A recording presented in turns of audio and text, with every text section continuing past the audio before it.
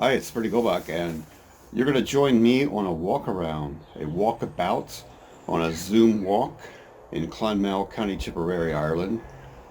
During the era of COVID-19, it's really important to stay separated, socially distant.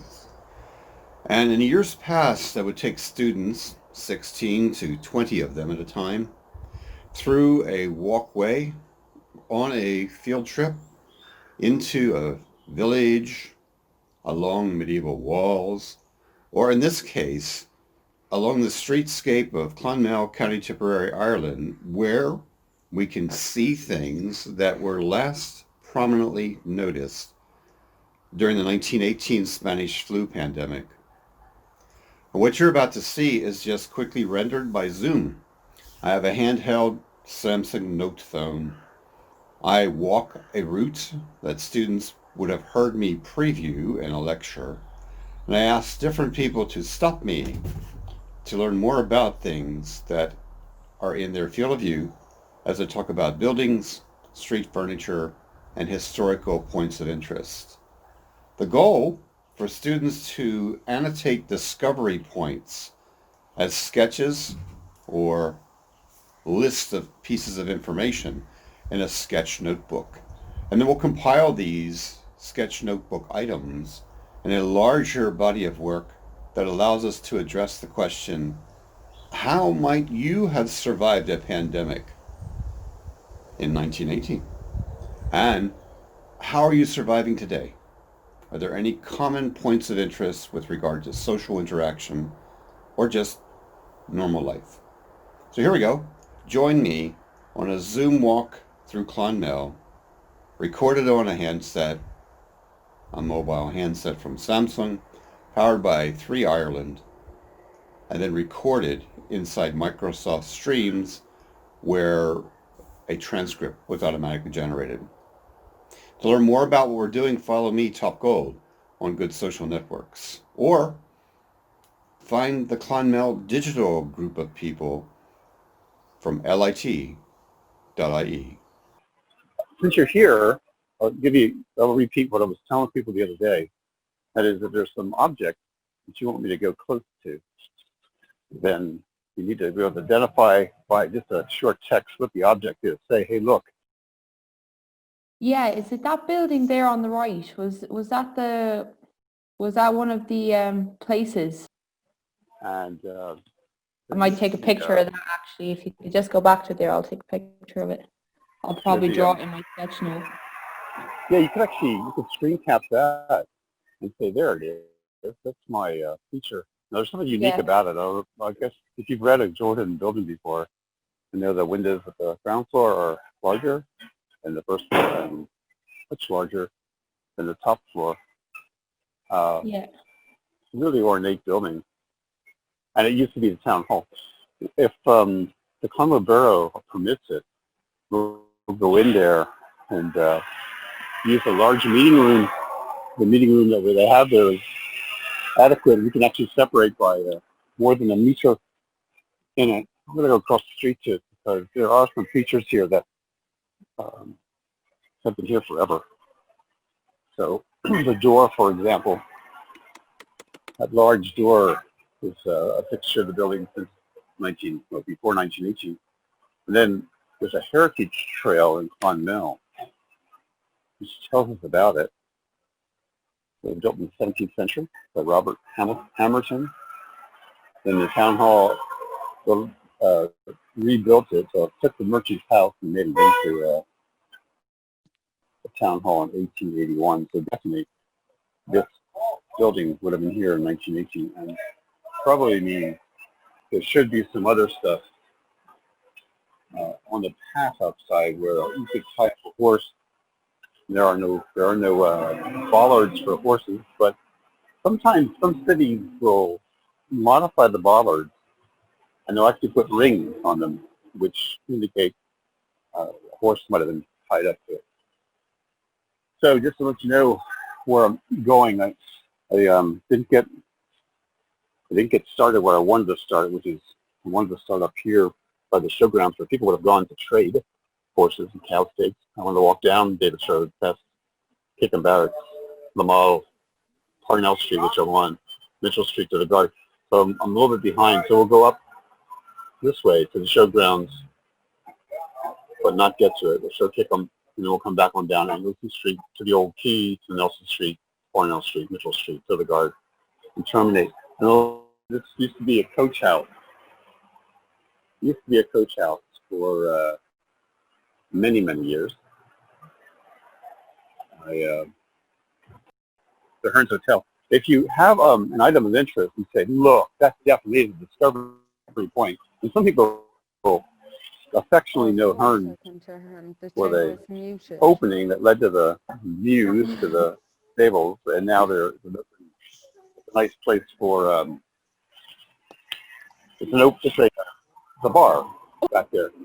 So years ago, we're talking 15 years ago, that was the watering hole for students. But like more than 100 years ago, this would have been a stop-off point where that car is parked. The horses would have tied up along the side there, and that would have been a very reliable coach service headed throughout Tipperary. The owner of the Anconi is actually buried in Borlahan in a family crypt. So it's a major building. What's of interest? Well, lots of people using the OpenStreetMap project will take the plaque that's across the street from the twinning committee, and they'll say that's the item of interest. And there's another heritage plaque above one of the windows, between one of the windows. Anyway, item of interest, discovery point, maybe. So like, if somebody you say, yeah, look, I'll sketch that, and maybe the sketch that you'll do is just the horse and carriage. That would be fine. Okay, as I mentioned, I'm slightly behind time where I want to be, so I wanted to be starting at Davis Road. But the Kickham Barracks, we're now in the middle of Parnell Street, walking down past Monty and up Market Restaurant, across the street from Middle Filter Cafe, a watering hole for lots of young folks. Cocoa Cafe is open, I didn't know that. I'm going to have to suck in there with my cold fingers. Okay, along the way here, this would have been a common street on this side of the street, but on the other side, you see, based on the buildings that are there, that would have been, they would have been town merchants living in this back area. Some of you might be renting some of the flats that are in the buildings across the street. The solicitor's office, John Lynch, and his associates are there, and field master of the art and stationery and craft shop is now moved to an estate that's farther out on the ring road. So the coachman takes its name from the famous Bianconi coaches, which would have been long here. And there's one of the sketchable symbols.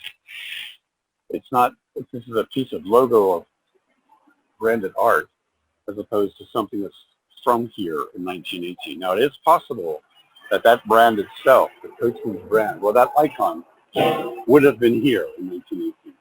Not necessarily on this pub, but that branded identity of this street, Parnell Street, as the origin point for a major coach route would have been here.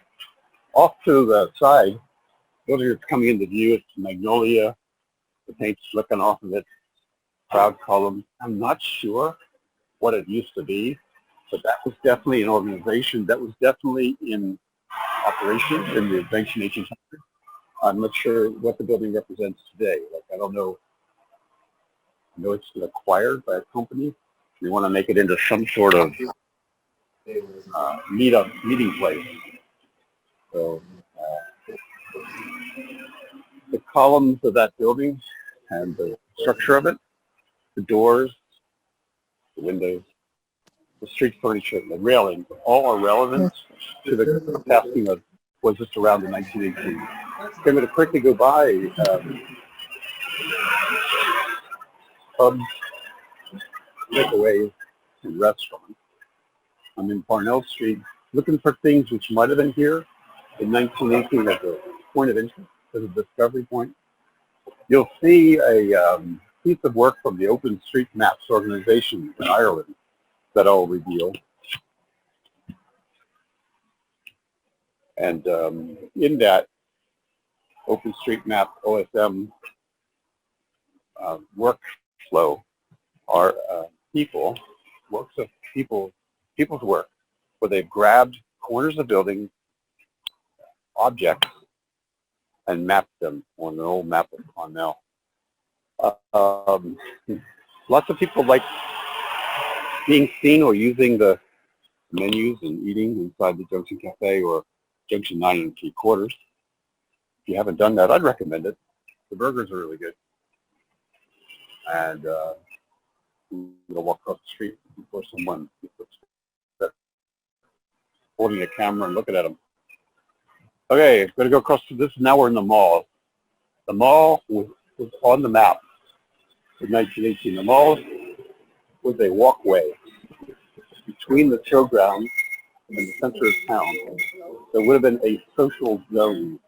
And if I was going to try to map an experience of someone 102 years ago trying to avoid an unknown pandemic of flu, well, you could probably find that some of the social contacts of the people originated right here, as they walked the mall, sat on the benches, stood under the trees, they just hung out. Some of these trees aren't actually listed, but this proud row of trees do stretch back years. Now, I don't know if these are 102 years old themselves, but there were always trees planted along here. And it's unusual to have a tree marked as an item on a map of the old Ordnance Survey, but some of the Ordnance Survey maps do show trees as part of the picture of the town. They're not necessarily heritage objects, but their existence as small circles or dots on the map indicates they were here. I will be showing you 1880 and early 1900s maps of the places we're walking now. And in those maps, they will show Kickham Barracks did exist, was on the map, and there's some worthwhile items.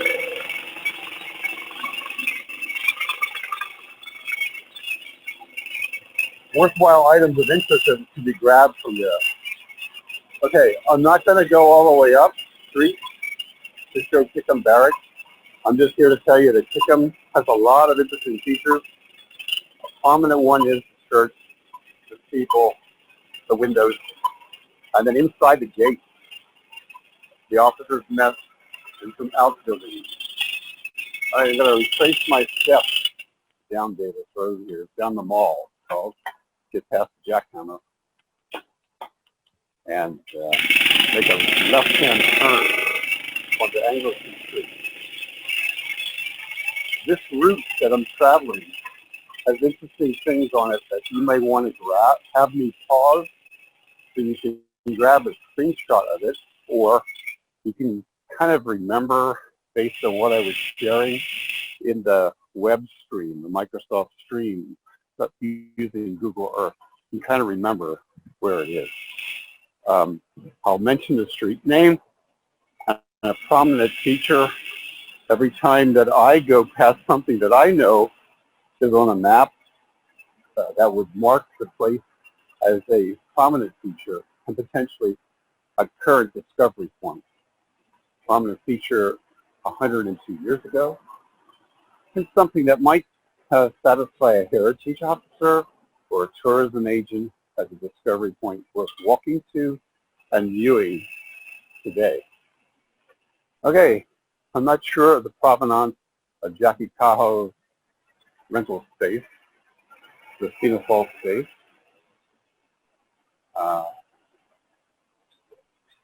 The building looks like it would have a pedigree from the early part or the middle part of the 20th century. It's called the Dennis Lacey Memorial Hall, Cena Falls building. We're now on Anglican Street. Okay, here's something of interest. In the early 1900s, Henry Ford was selling vehicles in Ireland, and those lucky enough to have a horseless carriage would have had to find petrol.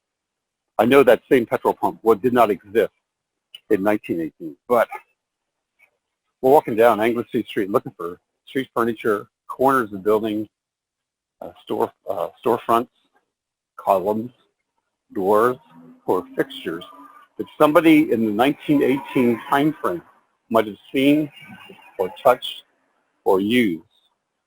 Directly across the street from me now is Scotch Hall. The Scots Church. The columns of this church, built in 1838. The plasterwork inside, as you can see on the shadow of the windows themselves would be not the ones in front of us here, because I think they're new. The ones on the side, these are Georgian windows, cut by craftsmen who knew their art, and they're single pane Georgian windows, which means that as the sun rises and sets, there's a certain reflection that's unique to the construction of the pane of glass. So, I mean, if this is your game, you say, hey, I'm going to sketch just that window, because through that window, somebody sick with the Spanish flu might have sat or prayed. That's a possibility. We're on Anglesey Street, and that's Scots Church, sometimes called Scots Hall. I'll go down the street here, and then along the way on Anglesey Street, I'll show you some stuff in the back garden of some of the main buildings. So like if you were a merchant and you had property, you had a merchant house, a townhouse in the town of Clonmel. You also had a place where the servants could go, the footmen could go, and the common laborers from your country house could spend time gathering provisions for the return journey home. So the town would be 4 to 6 miles from where your property would be. And you would have brought your horse, if you were a member of the Quakers, through this gate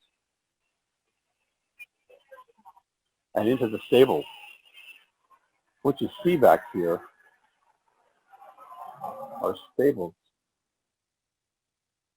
now plastered to the storage area of the Comida pharmaceutical company. So in these small low-lying buildings would be horses. And over here in these buildings, now renovated, would be Quaker workers. Quakers were important, especially during the famine, keeping Ireland fed. And there are large Quaker cemeteries throughout Ireland, including one here. It's called St. Stephen's, and there's a French Huguenot assembly that's buried in that area in Irish Town. Church across the street didn't exist in the 1900s, early 1900s. It's now a union hall, I believe. I'm looking for interesting things on the street itself.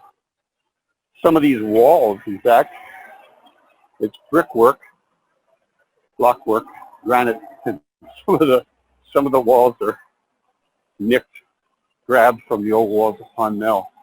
But the quarries around this area produce that brown sandstone-like granite limestone effect. The river that's directly in front of me did not have that flood wall. Where I'm standing now, there are probably small rivulets of water. Small planters across the street are boats, reminiscent of the time when somebody would meet a boat being pulled up the towpath, take small amounts from the boat, provisions, where the family worked for the creamery or for the bakery, off the boat and into their own business. Along here, there was a creamery. There was a mill where they ground flour and barley and oats. The front of the Comida station offices here. It is an old Quaker house. You can see them on CCTV. They're wondering, what am I doing? They're friendly inside there. And they also have original plaster work that would have been in place in 1918. So it's a fine pieces of architecture in the way. The steps are definitely before 1918. That's original quarried work.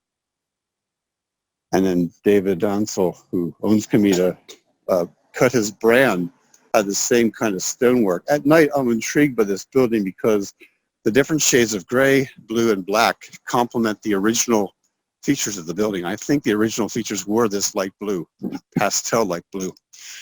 And now as we come around to the front of the building, and all this property would have been a Quaker building from the 1800s, meaning it would have been in place in the 1900s.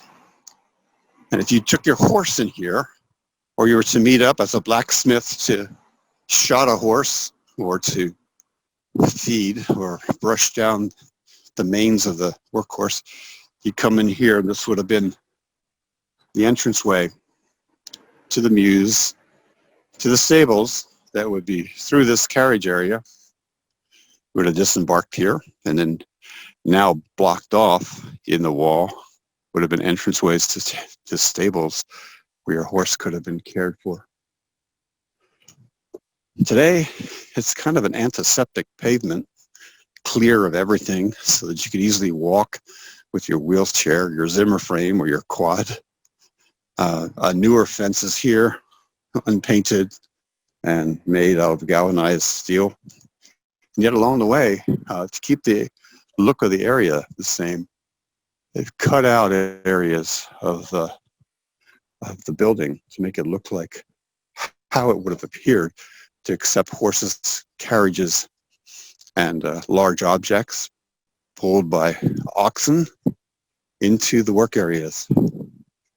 Some of these buildings now other premises, like there was a mill there that's now a social welfare office. Some of these buildings would have been important mills in years past. So this is the stables for now Binchy Law for your horseless carriage. But this whole property from the corner all the way through this wall to the new building currently occupied by a solicitor. This old wall from the 1800s would have been constructed for the Bagwell family. They owned Knocklofty, that's where the house was, and Moorfield. And currently it's Binchy Law. So my point is, there are interesting things just in the cutting of the wall. I'll show you this. The cutting of this wall has square holes which held the scaffolding in place to repoint the wall or to build it. And you can see the archway, the brickwork would have been like the early 1900s, fired brick like that. But like the wall above the archway, it's made out of remnants of other sites, reclaimed brick and reclaimed stone.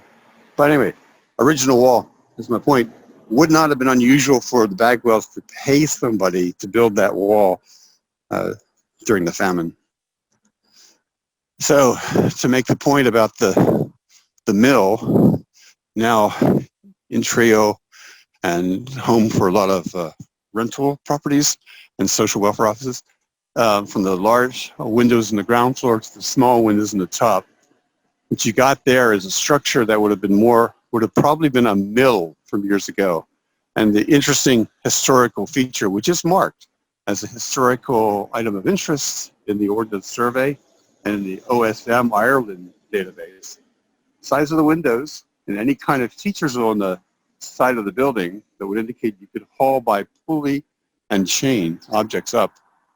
All those things would be registered. So, I mean, just the window would satisfy me what I'm looking for. What would someone have looked out of or walked next to or touched in 1918? Or gone past the sheriff's office. There was a sheriff in town in 1918. I'm not sure he occupied Binchy Law, but if the sheriff was looking for you, he would have hitched his loyal steed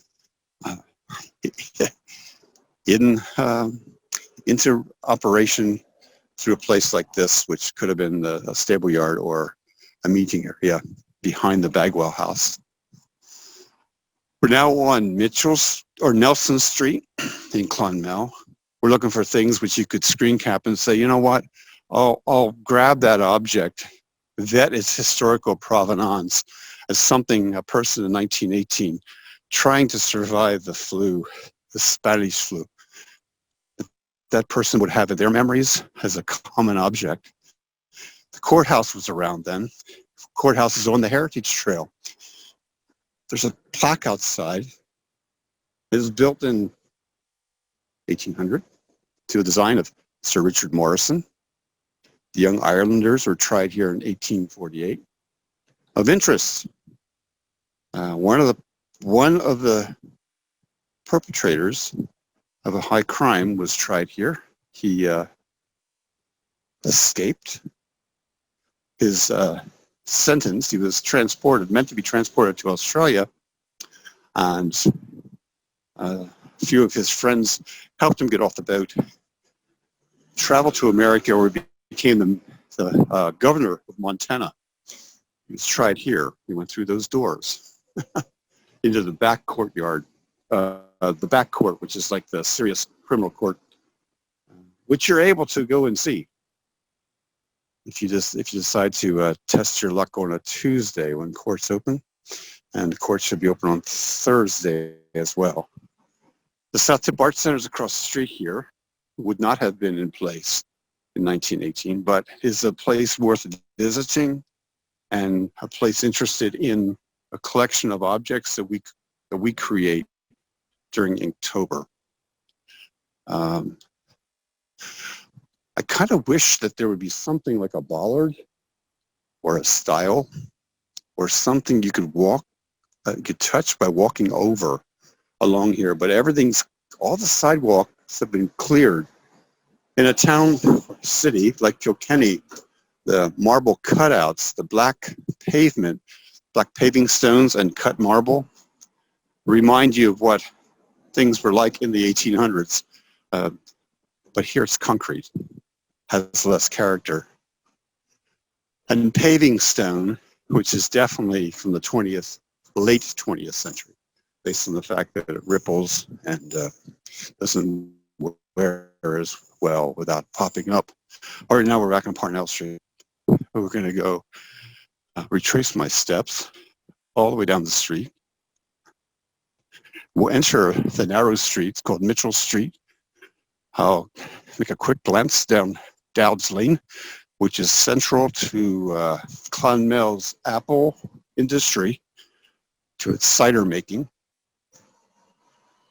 And you'll notice as we go down Mitchell Street, underfoot, it becomes brick. It's fake brick. It's just a brick facing.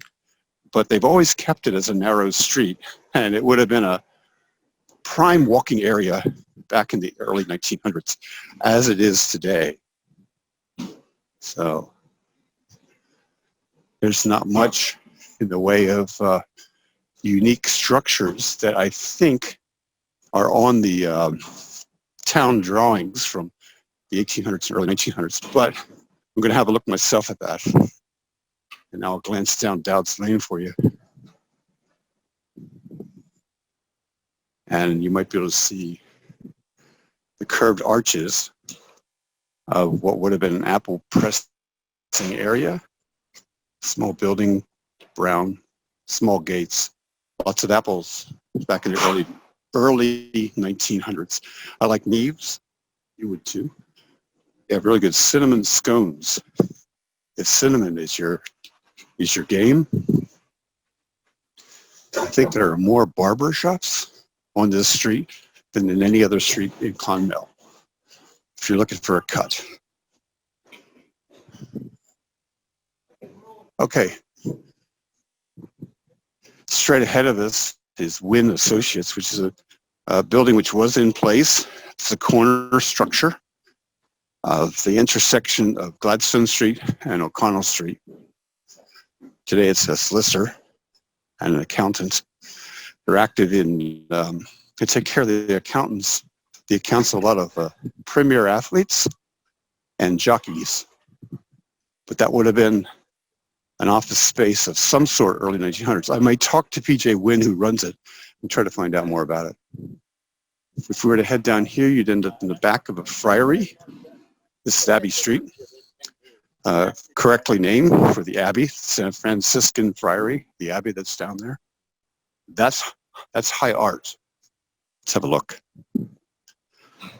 So if you were feeling down in life, your health was at risk, and you wanted to have someone light a candle for you,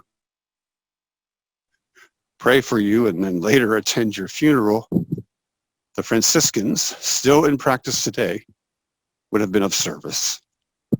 The Franciscan Friary, with its cross, rose window, and elegant doorway. Worth looking at. Okay, I'm going to trace my steps. I like the honey pot as well. A lot of natural food in there and interesting objects that if you're artistic, you might find that worth browsing. Choose at the West Gate of Clonmel the same way. And the narrow space art gallery to the left here as we head towards the main guard, also worth browsing. You could eat at Hewitt's Bakery or at Steve Fresco along this narrow street and enjoy life as you do it. I like both places. This is the Narrow Space Arts Gallery. I may want to talk to the proprietor and find out what was here back then. Because we're talking about a ground floor, the first floor, and a small top floor. It was probably a home over a shop back then. Like I said, the proprietor has some interesting artsy things in there, from paper to books, paintings, and jewelry. This is the main guard. It would have been something in 1918 that you could have walked into, met friends at. Today it's owned by the OPW, and occasionally the overnight accommodation space of people from Romania, Bulgaria, and Moldova. They camp in the corner over there. The guard's prominent. It's a nice fixture. The thing I'm impressed with the most is the archways, the clock, and above us, the cupola, which I can't show you unless I walk in the middle of the street. Well, at the edge of the journey where I want to go, down Sarsfield Street there is the river, sure. And then across the way, I believe where the man with the backpack's walking is the nail. But I can't for sure say the nail of Clonmel is there or if it's over here. I know there were gallows here where I'm standing. And when they excavated to secure the foundation of this, the main guard, they excavated dozens of bones from right here, from people who died. They were sentenced and hung here. They died, and then they were just thrown into a common grave. Not sure how many dead bodies you walk over when you walk into the guard, but there were excavations of human remains. So my point is, I would try to find out by tomorrow where you would handshake, you would do a deal, nail down the agreement. Was it there across the street, the corner of Sarsfield Street and O'Connell Street, or was it over here? Anyway, the nail down the deal. Nail Clonmel is somewhere where I'm within 10 meters of where I'm standing. Anyway, that's really all I wanted to cover. There's enough stuff that I showed as I walked around that it's suitable for screen capture. So you can actually find your discovery point by screen cap and sketch it, or you can go down and visit it hands-on and see it. I'll explain more about what I want you to do, but basically it is having something in mind that you could make as a discovery point, a sketch of it, share it with someone who's in the history, heritage, tourism market, and also link it to an experience that relates to 1918, someone who survived the pandemic then, and today as they're walking these same streets, how they're managing now. Right, so I'm going to stop talking and just see if anyone has any questions by either text or if anyone wants to make a comment back to me by using the voice function of this Zoom conference. That's St. Peter and Paul's Church in the background, also a worthwhile discovery point. Any questions that anyone wants to raise? This session has been recorded as a cloud recording, and I will extract the cloud recording and put it into where you can see it as part of the class materials pull-down option inside of Microsoft Teams. Any questions at all people want to ask? But I thank you, Keen and Michelle, Paul, Emiliano, Anya, Kelly, Owen, for being here. Thank you for the tour as well and for showing us all the points and stuff. Yeah, it's interesting. It's funny, I'm learning how to do this with a really limited gear. So what's happening now is I realized I was trying to listen to myself and use a Bluetooth headset, but I'm talking now through a pinhole like on the camera, and the technology doesn't always work the way it did. So if you could hear me throughout, that's good.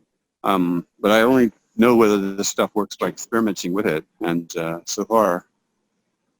Yeah, I think it's definitely worked. I was able to hear today, and Okay. you know, I was able to see everything very clearly. Yeah. Yeah. Good. Okay, I don't have any. I have other people banging on through text and Teams asking questions. So I've covered what I need to cover. You need to know that what you should do is make a discovery point available by a sketch. And I'll catch up with you later. So thanks everybody for being here. I'm going to go. Thank you. Bye for now. Bye.